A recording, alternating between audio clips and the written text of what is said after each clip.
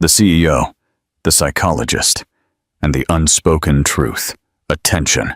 If you've ever felt the pain of betrayal and the strength of motherhood, hit like on this video and subscribe to our channel. The story of Sebastian in Seattle will move you. The impactful hook. Family resemblance. "Dad, are you really taking us on your date?" asked Sophia, looking at her father with a mix of curiosity and concern as she brushed her hair in front of the mirror. Sebastian Hayes adjusted his tie for the third time. Nervous. At 30, he had built a tech empire from scratch, but the idea of a date made him more anxious than any board meeting. "Yes, my love. If she can't handle the three of us, then she's not worth it," he replied, trying to sound more confident than he felt.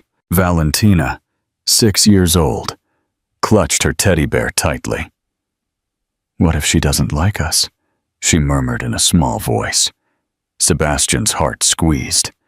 Since Elena's death 3 years ago, his daughters had developed a deep fear of abandonment.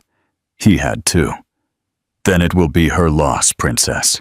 We are a package deal." An hour later, at the elegant restaurant in downtown Seattle, Sebastian watched the entrance as his daughters played with napkins. Carlos, his partner and best friend, had insisted so much on this blind date that he had finally given in, but with his own conditions.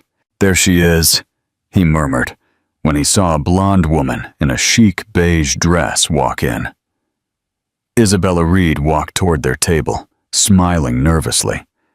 Sebastian prepared for the typical reaction of surprise or discomfort upon finding 2 children instead of a traditional romantic date.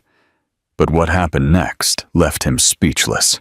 "Hi," Isabella exclaimed, and instead of heading towards him, she immediately knelt down in front of the girls. "You must be the most beautiful princesses in all of Seattle."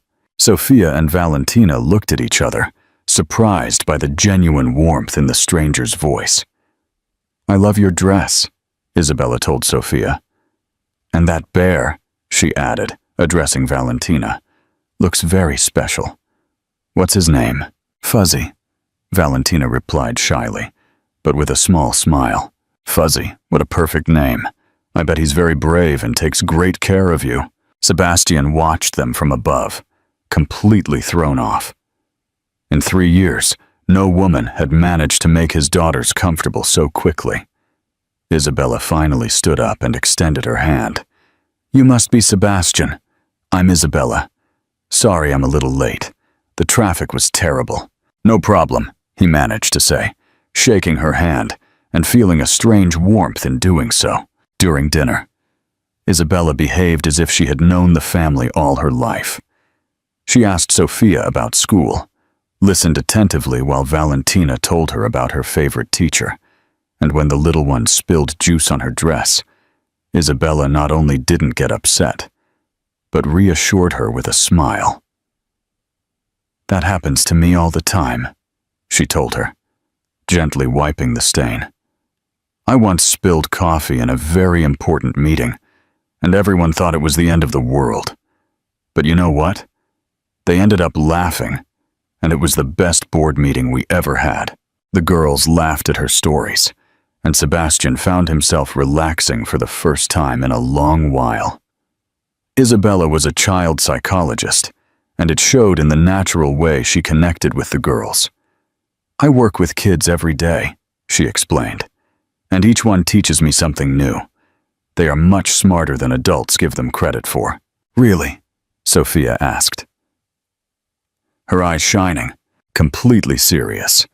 "For example, you've already taught me that the best dinner companions are the people who make you feel at home." Sebastian felt something stir in his chest. It had been a long time since he had seen his daughters so relaxed and happy with someone new. When Isabella excused herself to go to the restroom, Sophia approached her father. "Dad, I really like her. She reminds me of someone, but I don't know who." "Oh, really?" Sebastian asked. "Yes, she has something familiar." Before he could answer, his phone vibrated with a message from Carlos. "Hope it's going well.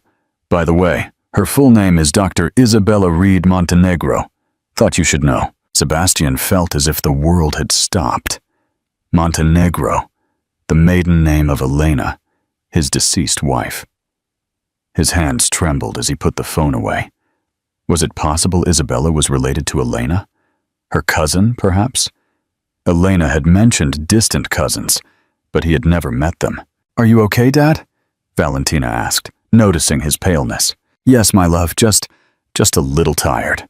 Isabella returned to the table with a radiant smile, completely oblivious to the storm that had erupted in Sebastian's mind. "Where were we?" she asked, sitting down again. "We were talking about your job," Sebastian replied, trying to keep his voice steady. "Oh yes, I love what I do, especially helping families who have gone through difficult losses. Children are incredibly resilient, but they need the right support to process their emotions." Sebastian stared at her. Did she know something about him? About Elena? Or was it just a terrible coincidence? "It must be very rewarding work," he managed to say. "It is, although it's hard sometimes. I lost my fiancée a few years ago, and, well, that helped me better understand the grief of my patients." Sebastian's heart raced. She had lost someone too. There was pain in her eyes, but also a strength he recognized.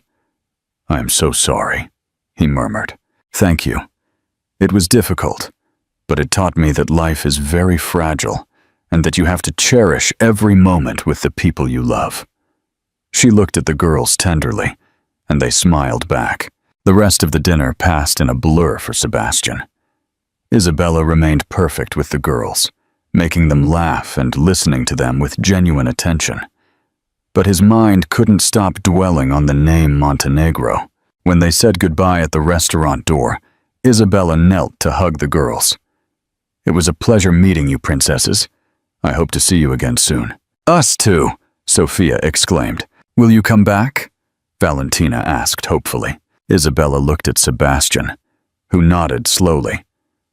"If your dad wants me to, I would love to see you again." After Isabella left, as they walked to the car, Sophia took her father's hand. "Dad, why did you get sad during dinner?" Sebastian stopped, surprised by his daughter's perception. "I didn't get sad, my love." "Yes, you did. After you went to the bathroom, you had the same face as when you look at Mommy's pictures." Sebastian's heart squeezed. His daughters knew him too well. "It's just that Isabella reminded me of someone." "Mommy?" Valentina asked. "Maybe, I'm not sure." That night, after tucking the girls in, Sebastian stayed awake staring at the ceiling. What should he do? Investigate if Isabella was truly Elena's relative? Ask her directly? Or was it better to leave things as they were? One thing was certain. He hadn't felt such a strong connection with someone since Elena, and his daughters had accepted her as if they had known her all their lives. But the name Montenegro tormented him. If Isabella was Elena's cousin, what did that mean for them? Was it appropriate that he felt what he was feeling? He got up and went to the window, looking at the Seattle lights. Somewhere in the city, Isabella was probably also awake, thinking about the strange family she had met that night. What he didn't know was that she, too, had felt something familiar in them, something she couldn't explain, but that made her feel like she had come home. The seed of doubt. The following days were torture for Sebastian. Every time his phone rang, he hoped it was Isabella, but he also feared that call. Finally, she made the first move. "Hi, Sebastian. It's Isabella." Her voice sounded a little nervous. "I wanted to thank you for the night. I had an incredible time with you all." "We did too," he replied, feeling his pulse quicken. "In fact, the girls haven't stopped asking when they'll see you again." "Really?" The joy in her voice was genuine. "I would love to see them soon. How about we go to the park this Saturday? I know one that has incredible swings." And so began a routine that felt natural from the very first moment. Weekends became special with Isabella. She not only accompanied their family outings, but seemed to anticipate the girls' needs better than many people who had known them for years. During these weeks, Sebastian discreetly investigated. He checked old photos of Elena, searched family documents, even called his deceased wife's sister to ask about distant cousins. But the answers were vague. Elena had many cousins on her mother's side. Most lived far away and had lost touch. "Have you found anything?" Carlos asked him one afternoon at the office. "Nothing concrete, but the name can't be a coincidence." "Brother, maybe you're overthinking it. What does it matter if they're distant relatives? The important thing is how you feel about her." But Sebastian couldn't simply ignore it.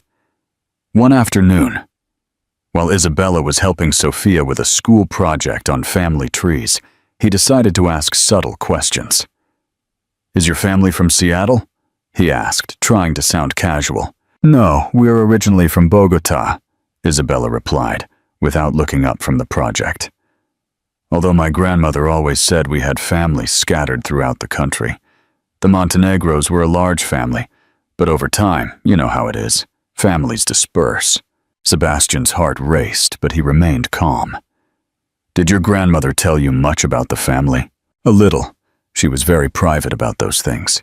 She said the past was the past, and the present was what mattered." Isabella looked up and smiled. "Why so many questions about my family?" "Simple curiosity," he lied. "I like getting to know you better. Sometimes I feel there's something familiar about you, but I don't know what it is." "I feel the same way," Isabella admitted. "Since the first day I met you, I felt like I already knew you, especially the girls." They looked at each other for a moment, both sensing there was something deeper to the connection, but neither knowing exactly what. "Maybe we were just meant to meet," Isabella said finally. "Maybe," Sebastian agreed, although the word meant gave him a chill. The conversation flowed to other topics, but that night, as Isabella helped tuck the girls into bed, Sebastian couldn't help but observe her every gesture, the way she sang Valentina a lullaby that Elena used to sing. How did she know Sofia's routine for getting organized for the next day exactly? It was as if she had always been there. 2 weeks later, while Isabella was reviewing reports on the sofa and he was working on his laptop, she looked up. "Sebastian, I have to tell you something." The serious tone in her voice immediately alarmed him. "What is it?" "I was offered a job in Barcelona." Sebastian felt as if he had been punched in the stomach. "What?" "It's at Sant Joan de Déu Hospital. It's one of the most prestigious pediatric hospitals in Europe. It would be directing the entire department of child psychology. That's incredible," he managed to say, though his voice sounded hollow. "Sebastian, I haven't said yes, but it's an amazing opportunity. You can't turn it down because of us." Isabella looked at him with frustration. "What if I want to turn it down because of us? What if I found something here that is worth more than any job?" "Isabella, no, let me finish. These 3 months have been the happiest of my life since David died. You 3 have given me back something I thought I had lost forever." Sebastian stood up and began pacing the room. "But it's your career. It's your future." "You are my future," she said firmly. "You are my future." She walked up to him and took his hands. "Unless you don't feel the same way." "How can you ask me that?" His voice broke. "Of course I feel the same way. I love you, Isabella. The girls love you.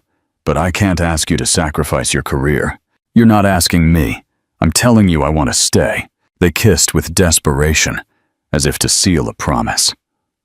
But even in the midst of that perfect moment, Sebastian couldn't help but feel something standing between them. The next day, Isabella met with the girls to talk to them about the job offer.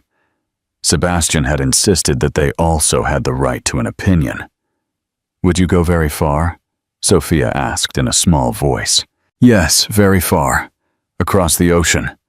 Valentina started crying silently. "Why do all the people we love have to leave?" she asked with a broken voice. Isabella hugged her, her heart breaking. "I'm not going to leave, my love. I'm not going to leave." "You promise?" Valentina asked. "I promise." Isabella looked at Sebastian over the girl's head.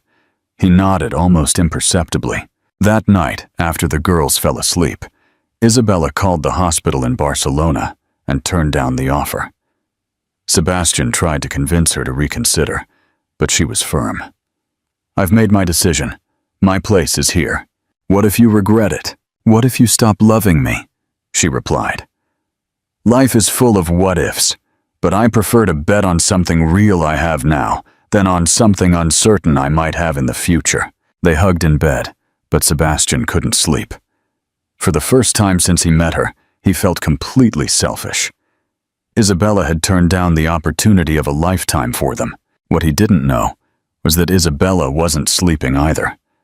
For the first time in a long time, she had been afraid of losing something, and that fear had made her make a decision that, in a few weeks, would test everything she believed about love, destiny, and sacrifice. They both stayed awake, each on their side of the bed, feeling they had crossed a line that had no return. For better or for worse, they were now fully committed to each other.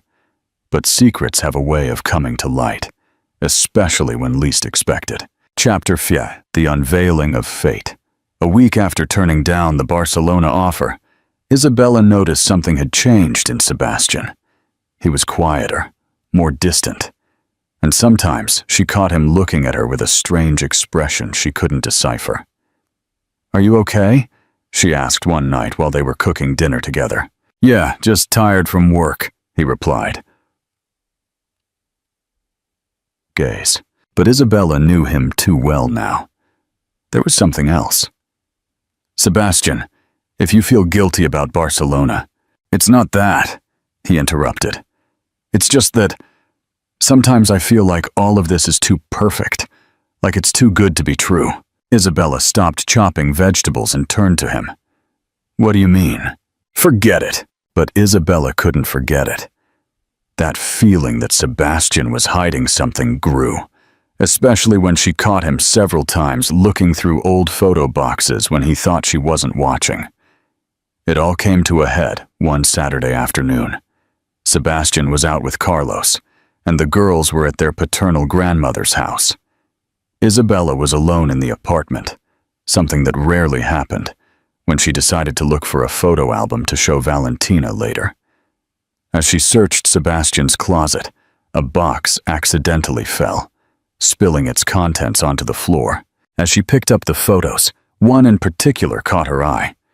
It was an old family photo, obviously from a gathering or celebration. In the center was a beautiful brown-haired woman who looked a lot like Sophia. But what froze her was recognizing some of the people in the photo. One of the young women in the corner was identical to her cousin Carmen, whom she had seen in her grandmother's photos. And the woman in the center looked so much like the photos her grandmother had of the Montenegro family. With trembling hands, she flipped the photo over. On the back, in feminine handwriting, was written, "Montenegro family reunion, Elena with her cousins, 1995. Isabella was paralyzed. Elena.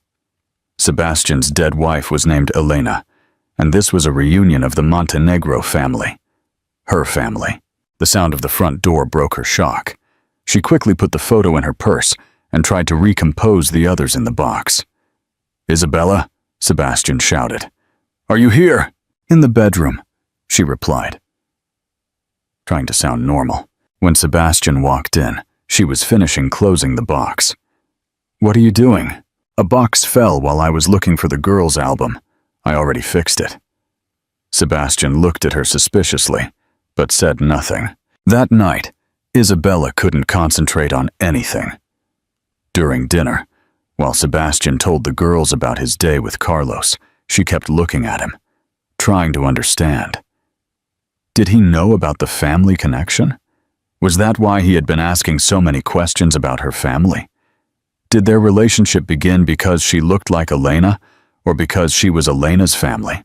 After tucking the girls into bed, Isabella decided to confront him. "Sebastian, we need to talk."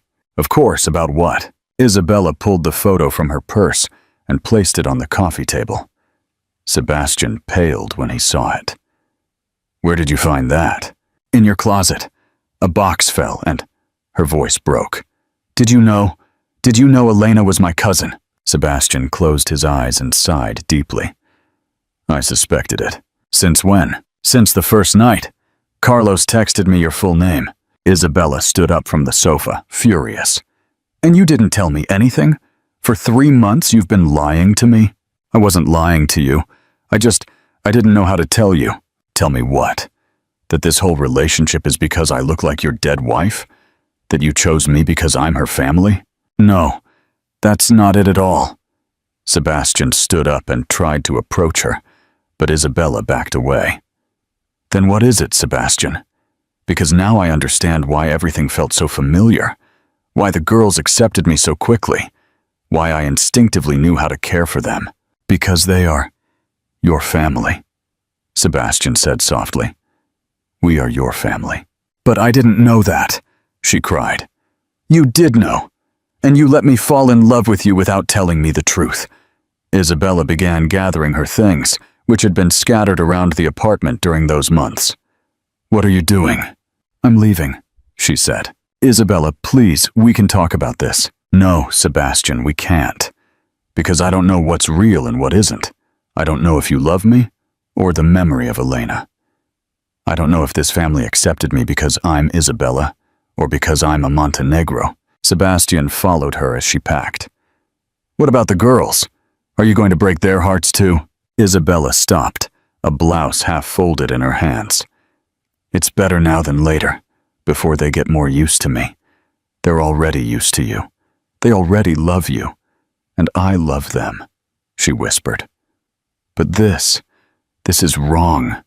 I feel like I've been replacing Elena without knowing it." "You're not replacing anyone." Isabella looked at him with pain.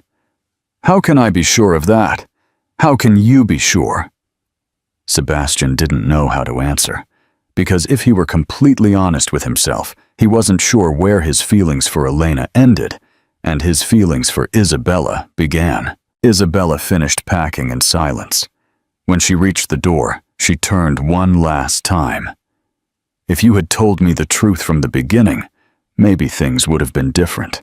Isabella, take care of the girls. Tell them I love them, but I need time to understand all this." "How much time?"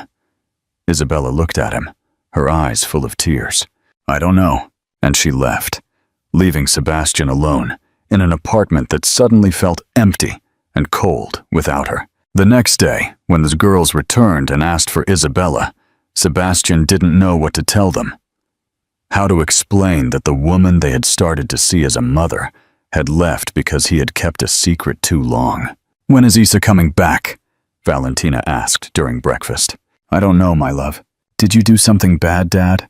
Sophia asked with that perception that sometimes scared him. Sebastian looked at his daughters, those two small people who depended entirely on him, and for the first time in a long time, he felt like a complete failure. "Yes," he admitted, "I did something very bad."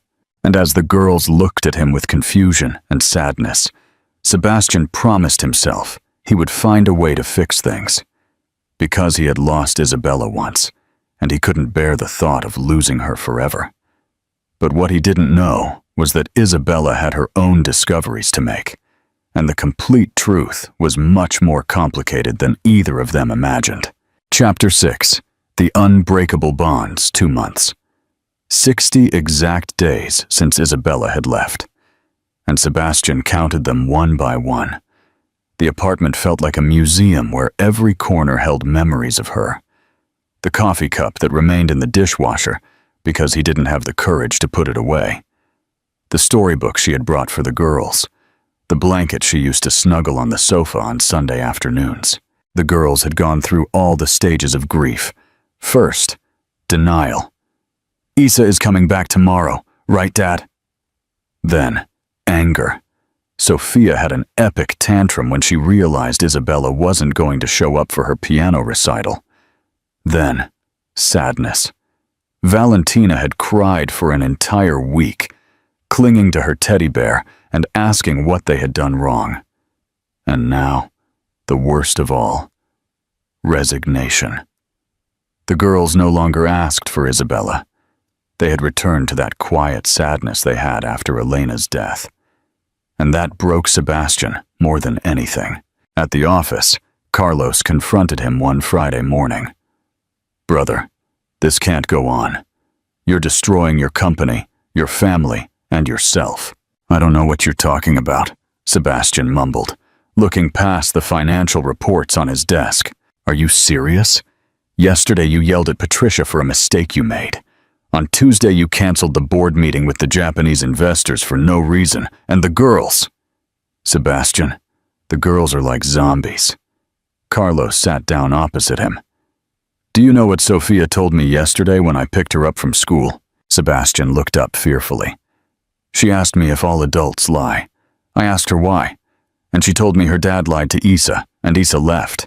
So now she doesn't know if she can trust what adults tell her." Sebastian felt as if a knife had been plunged into his chest. "I didn't know what to say," Carlos continued. "But I think you have to fix this. If not for yourself, for them." "And how?" "Isabella won't answer my calls. She changed her number. I don't even know if she's still in Seattle." "Then find out. Look for her, fight for her." That night, after tucking the girls in, Sebastian stayed in the living room looking at a photo Isabella had left behind. It was a picture of the four of them in the park, all smiling, like the perfect family they had been for a few months. Sophia walked into the living room in her pajamas. "Dad, can't you fix things with Isa?" "It's complicated, my love. More complicated than when your computer breaks and you fix it." Sebastian almost smiled for the first time in weeks. "Much more complicated. But if you love her and she loves us, why can't you be together?" "Because Dad made a very big mistake." Sophia climbed onto the sofa and snuggled against him. "Can you tell her you're sorry?" "I already told her, but in person. Mommy always said important apologies have to be in person." And there it was, the simple wisdom of an 8-year-old girl who saw clearer than he did. Meanwhile, in Barcelona, Isabella was living her own nightmare. She had contacted the Sant Juan de Déu hospital, explaining that she had a change of circumstances, and miraculously the position was still available. They gave her 2 weeks to join, but since arriving in Spain, she hadn't had a single good day. Her apartment was beautiful, but cold. Her colleagues were professional but distant, and her job, which had always been her refuge, now felt mechanical and meaningless. Every night after work, she stayed in her apartment looking at photos of Sebastian and the girls on her phone. She had blocked his number, but she compulsively checked his social media, looking for signs of how they were doing. What she saw broke her heart. In the few photos Sebastian had uploaded, the girls looked sad. They no longer had that special light they had developed during the month she was with them. One night, she couldn't take it anymore, and she unblocked Sebastian's number. There were 47 voicemails from him, ranging from desperate pleas to long explanations about Elena and the family. The last one, from just a week ago, made her cry. "Isabella, I know you're not going to answer me, but I need you to know something. I found a letter Elena wrote to me before she died, a letter I had never opened because I was afraid of what it would say. But I opened it last night and she mentions you. She knew who you were, and she had hoped we would meet someday. Not as an obligation, but because she believed we could understand each other, that we could be happy together. If you ever want to hear everything the letter says, I'll be here. The girls ask about you every day. We miss you." Isabella replayed that message 10 times that night. The next day, she decided to do something she had been avoiding: investigate her own family. She contacted a genealogist in Colombia and gave him all the information she had about the Montenegros. The results came a week later, and what she discovered left her breathless. Not only was Elena her cousin, but Elena had tried to contact her shortly before her cancer diagnosis. The genealogist had found emails Elena had sent to different psychological clinics in Bogota, looking for Isabella Montenegro, child psychologist. But the most shocking discovery was that Elena had left a specific inheritance for my cousin Isabella, an inheritance that had been waiting for her in a lawyer's office in Seattle for 3 years. Isabella was paralyzed reading the report. Elena had been looking for her. She had wanted to reconnect with her before she died and had left something for her. With trembling hands, she called the lawyer in Seattle. "Ms. Reed, we've been trying to locate you for years," the lawyer told her. "Your cousin Elena Brooks left very specific instructions that this inheritance could only be delivered to you personally." "What kind of inheritance?" "I can't give you details over the phone, but I can tell you it includes personal items, family photographs, and a letter addressed specifically to you." Isabella hung up, her heart pounding violently. Elena had left something for her, a letter. That night, for the first time in 2 months, Isabella made a decision that wasn't based on fear or confusion. She bought a ticket back to Seattle. She had to know what Elena had wanted to tell her. She had to understand the whole truth before she could decide what to do with the rest of her life. And maybe, just maybe, she had to see those 2 girls who had stolen her heart and the man who had made her feel whole for the first time in years. The plane left in 2 days. 2 days to gather the courage to face everything she had left behind. 2 days to decide if she was ready to fight for the family she had lost. Chapter 7.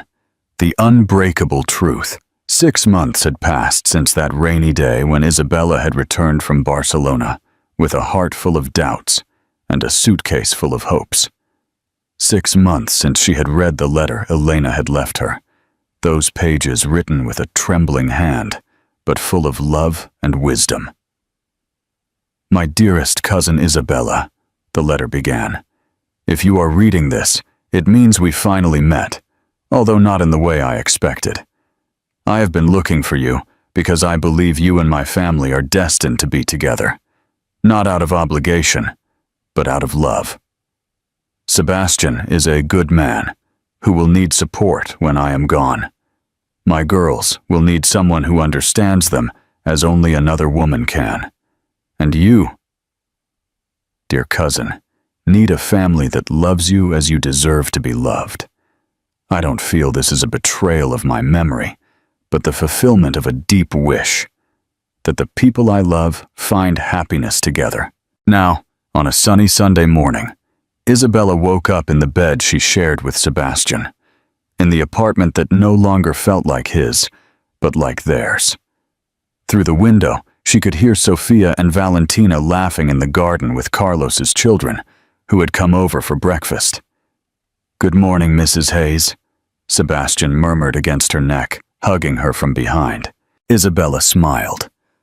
They had decided to get married 3 months after her return, in a small but perfect ceremony in the backyard of the new house they had bought together. A house with enough space for the girls to grow up, with an office where Isabella had set up her private practice, and with a garden large enough for gatherings. "Good morning, husband," she replied, turning to look at him. "Are you ready for today?" Sebastian smiled nervously. Today was the day of the big revelation. After months of secret planning, they were finally going to tell the girls about the baby they were expecting. "Are you ready?" he asked, placing his hand on the small bump that was just beginning to show. "More than ready." They went down to the kitchen where the girls were already having breakfast. Sophia, now 9, had grown so much that sometimes Isabella was surprised to see her. Valentina, 7, had lost much of her shyness and had become a confident, cheerful girl. "Can we go to the park after breakfast?" Valentina asked. "Sure, but first Isa and I want to talk to you about something important," Sebastian said. The girls looked at each other. After everything they had been through, they were still cautious when adults had something important to say. "Is it something bad?" Sophia asked. "No, my love, it's something very good," Isabella assured them. But we want you to sit down so you can listen carefully. The girls sat down in the living room, looking at them expectantly. Do you remember how you always said you would like to have a little brother or sister? Sebastian began. Both girls' eyes widened. Really? Valentina shouted. Are we going to have a baby? Sophia asked incredulously. Isabella lifted her blouse slightly, showing her small belly. Yes, you are going to have a little brother or sister in 6 months. What followed was an explosion of screams, jumps, and hugs. Valentina couldn't stop touching Isabella's belly, talking to the baby as if it could already hear her. Sophia, more mature but equally excited, was already making plans on how she was going to help take care of the baby. What are we going to name him? Valentina asked. Well, we don't know if it's a boy or a girl yet, Isabella explained. But we want you to help us choose the name. If it's a girl, we could name her Elena, Sophia suddenly suggested, and everyone fell silent. Isabella felt tears in her eyes. After all this time, the girls had found the perfect way to honor their biological mother, without denying the love they felt for Isabella. I think that's a beautiful name, Isabella whispered. And if it's a boy? Valentina asked. How about David? Isabella suggested, thinking of her deceased fiancé. Sebastian nodded, understanding perfectly. Both had learned that love does not replace previous love, but rather adds to it. The rest of the day was a celebration. Carlos and his family joined the impromptu party, and the house was filled with laughter, plans, and dreams for the future. That night, after the girls fell asleep completely exhausted from the excitement, Sebastian and Isabella sat on the balcony of their new house, looking at the Seattle lights.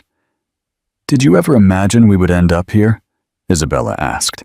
Never, Sebastian admitted. But I can't imagine being anywhere else. Sometimes I feel Elena is watching us, and she's happy we found this path. I feel it too, Isabella confessed, as if she orchestrated everything from the beginning. Isabella smiled, placing her hand on her belly. Do you think the girls are going to be good older sisters? Are you kidding? They're already fighting over who's going to change the first diaper. They laughed together, and in that moment, Isabella knew with absolute certainty that she was exactly where she needed to be. Elena's letter had been right. It wasn't about replacing the past, but about building a future where love multiplied instead of divided. 6 months after almost losing everything over a secret, they had built something even more beautiful and solid. A family that was born from pain, but had flourished in joy. A family that understood that true love knows no limits of blood, time, or circumstances. And as the city lights shone before them, the 4 members of the Hayes-Reed family slept soundly, protected by the love that had brought them together, and the promise of all the adventures still to come. In a few months, there would be 5. Isabella knew that no matter what the future held, they would be ready to face it together, because some families are born, others are chosen, but the best families are the ones built with love, patience, and the unwavering faith that destiny sometimes has more beautiful plans than we could ever imagine. Part 8. The Unscheduled Heir. The Arrival of David and the New Balance. The next 6 months passed quickly, filled with the delightful, chaotic anticipation of a growing family. The house that once felt like Sebastian's or Elena's was now undeniably theirs, permeated by Isabella's soothing presence, the girls' boisterous energy, and the quiet excitement for the baby's arrival.